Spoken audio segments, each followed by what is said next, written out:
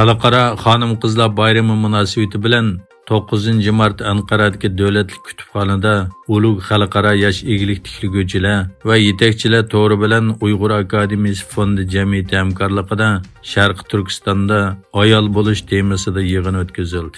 Yig'inni tashkillashga qatnashgan Umayana Turk dunyosi ayollar birlashmasidan professor Dilek Ergunch, O'zlash jamiyatidan Salima Chalik, Türkiye Siyaset ve Stratejiya Tadqiqot Vaqfidan Davlatlik Siyosat Tadqiqot o'rnining raisi Dr. Sinan Tamtürk qatorliqlar so'z qilib, Xitoyning Uyg'urlarga qaratgan siyosatini aybladi va Uyg'urlarning haqli kurashni qo'llaydiganligini, ular bilan birga ekanligini aytdi.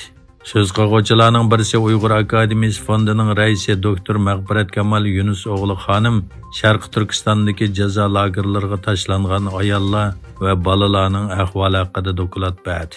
Arkadan Uyg'ur hareketining raisi Ro'shan Abbas xonim sinalg'u yig'ini orqali Uyg'ur ayollarining vatan ichi va sirtidagi Xitoyga qarshi kurashini misollar bilan tushuntirdi. Sharq Turkiston musulmonlari yana bir Ramazon oyini Xitoyning zulmi ostida o'tkazmoqda. Sharq Turkiston madaniyat va uchur markazining raisi Abdujalil Qarqash apandi Ramazon munosabati bilan islom dunyosiga xitob qilib, Sharq Turkistonda irqiy qirg'inchilik uchrayotgan va ibodat erkinligidan mahrum bo'lgan Uyg'ur va boshqa turk xalqlarining ahvoliga diqqat qilishga chaqirdi. U Ramazon oyining Sharq Turkistondagi musulmonlarga yaxshilik elib kelishini va islom dunyosining bu masalada aktiv rol o'ynashini umid qildi. Xitoy poytaxti Bejinda bir qora rangli mashina Jongnanxayga kirmoqchi bo'ldi.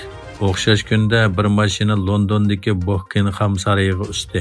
Egilinishcha, Bejingda Xitoy xalq saroyining cho'ng eshigidan kirmoqchi bo'lgan bir qorovullar tarafidan to'sib ilinib, tezlik qo'lga ilingan.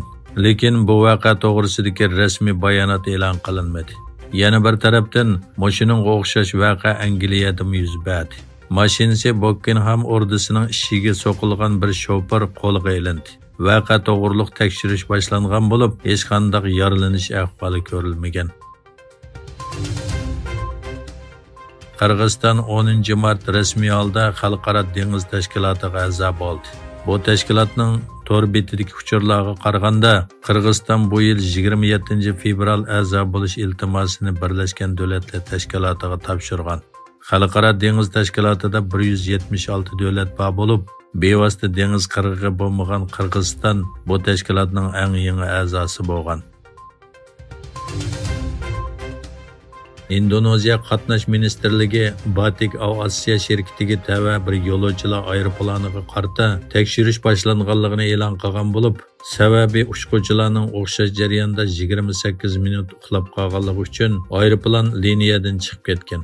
Indoneziya davlatlik xabar agentligi Antarning xabar qilishicha, 25 yanvar Kendari Jakarta safari jarayonida ushquvchi bilan yordamchi ushquvchi birla vaqtda uxlaganlikdan aeroplanning necha minut liniyadan chetnab ketganligi aniqlangan.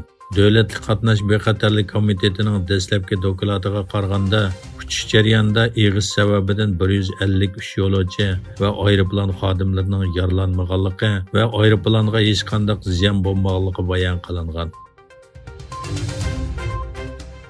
Türk futbol cho'lpani Arda Güler Xalq Madridning 0-4 natija bilan Celta Vigoni mag'lub qilgan musobaqasida mazkur komandadagi tunji to'pni kirgizdi.